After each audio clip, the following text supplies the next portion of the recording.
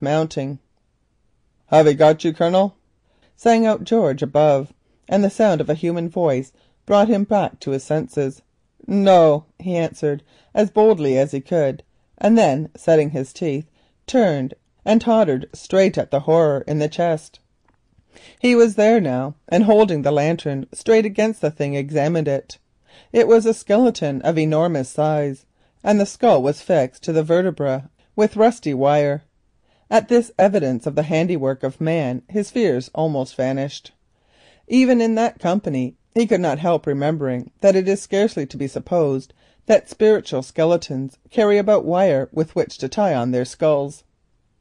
With a sigh of relief he held up the lantern and looked around. He was standing in a good-sized vault or chamber built of rubble stone. Some of this rubble had fallen in to his left, but otherwise, though the workmanship showed that it must be of extreme antiquity, the stone lining was still strong and good. He looked upon the floor, and then for the first time perceived that the nodding skeleton before him was not the only one.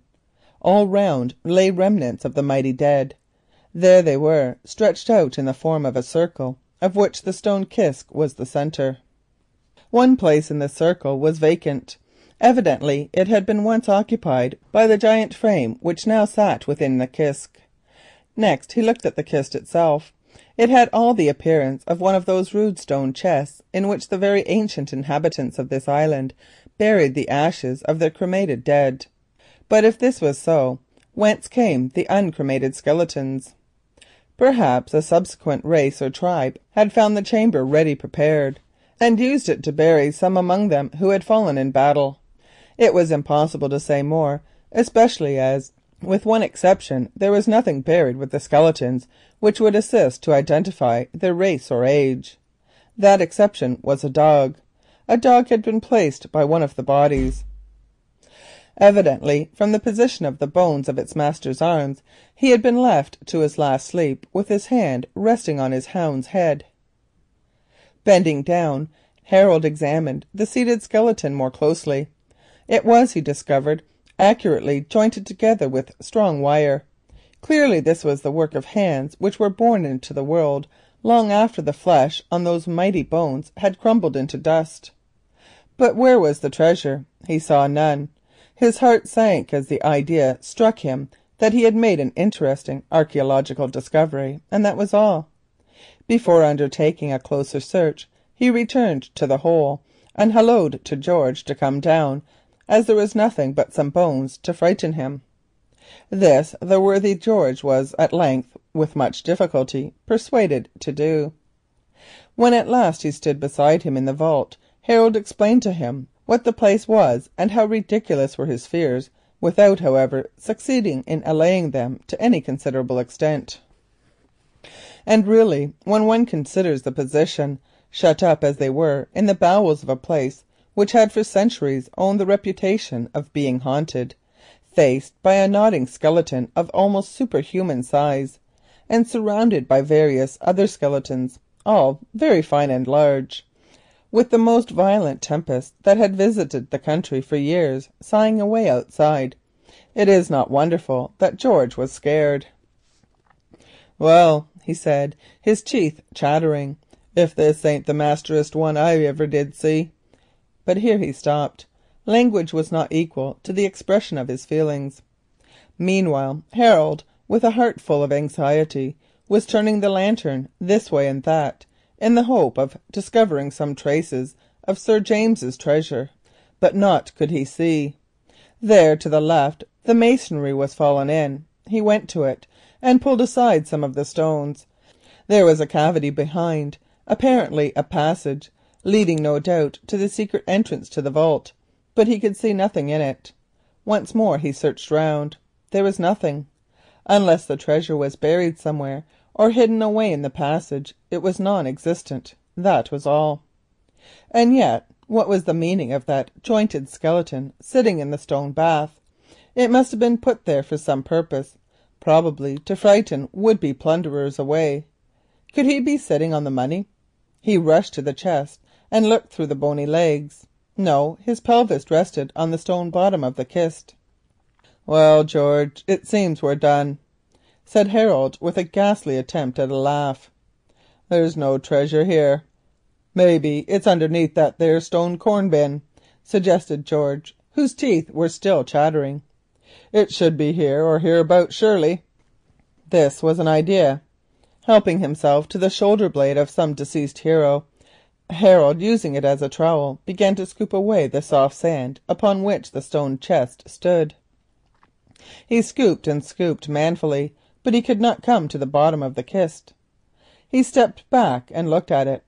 It must be one of two things. Either the hollow at the top was but a shallow cutting in a great block of stone, or the kist had a false bottom. He literally sprang at it, and seizing the giant skeleton by the spine, jerked it out of the kist and dropped it into a bristling bony heap on one side. Just as he did so there came a gust of wind so furious that, buried as they were in the earth, they literally felt the mound rock beneath it.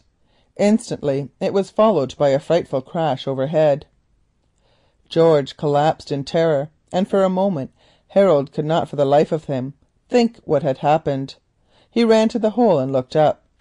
Straight above him he could see the sky, in which the first cold lights of dawn were quivering. Mrs. Massey's summer house had been blown bodily away, and the ancient British dwelling place was once more, as it had been for centuries, open to the sky. "The summer house is gone, George," he said. "Thank God that we're not in it, or we should have been gone too." "Oh Lord, sir," groaned the unhappy George, "this is an awful business. It's like a judgment." "It might have been if we had been up above instead of safe down here," he answered. "Come, bring that other lantern." George roused himself, and together they bent over the now empty kist and examined it closely. The stone bottom was not of quite the same colour as the walls of the kist, and there was a crack across it. Harold felt in his pocket and drew out his knife, which had at the back of it one of those strong iron hooks that are used to extract stones from the hoofs of horses. This hook he worked into the crack and managed, before it broke, to pull up a fragment of stone.